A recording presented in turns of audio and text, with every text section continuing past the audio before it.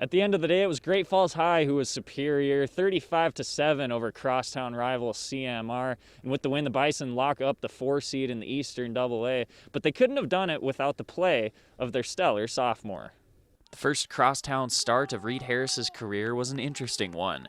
The kickoff temperatures were in the teens, a couple of inches of snow caked the field, and some significant playoff seeding was on the line. But Harris had a good feeling. The tensions were really high. Everybody was energetic. There was a great atmosphere before the game. And coming into it, we knew that it was going to be a really good game. If tensions were high, you couldn't tell from Harris. He did a little bit of everything in the win. A 52-yard rushing touchdown in the first quarter, a couple of long bombs to LEVI TORGERSON, and even some solid punts. He's pretty good, isn't he? I've been telling people all year he's pretty darn good. He's got a lot of composure. He's above his age as far as how he plays this game. He hates to lose, and you can see he can make big plays when we need it, and that's what the quarterback has to do in our system. And early in the year, I was always telling them, hey, you don't have to win games for us.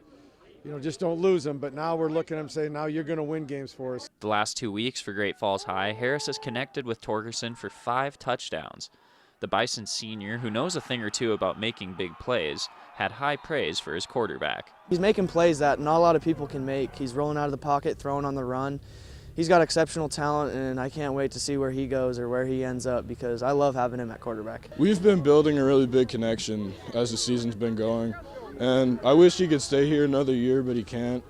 And we're going to have a really good time going into the playoffs. Speaking of playoffs, Great Falls High will hope that connection continues to be fruitful, but they don't need to necessarily bank on it. While Harris may have lit up the stat sheet, the crosstown game shows the Bison have plenty to feel good about. Defensively, I know my defensive front played really well. I'm very proud. This was a big game for us, not just because crosstown. This is going to get us that home game next week. We got to play Skyview again. We'll be ready to go. Harris and the Bison have worked through a tough 4-week stretch in the middle of the season where their homecoming game was canceled due to COVID-19, and they went through 3 losses to the teams ahead of them in the standings. But even in those losses, Great Falls High showed glimpses of excellence. Now, after back-to-back wins to finish the regular season, they feel it's all coming together just in time. We've kind of just got our roll together, and over the past couple of weeks, I think we found our groove, and it's perfect timing right now, playoff time. We have really good chances. We're going to make it as far as we want to. Up next for Harris and the Bison, a rematch with Billings Skyview in the first round of the playoffs right here in Memorial Stadium.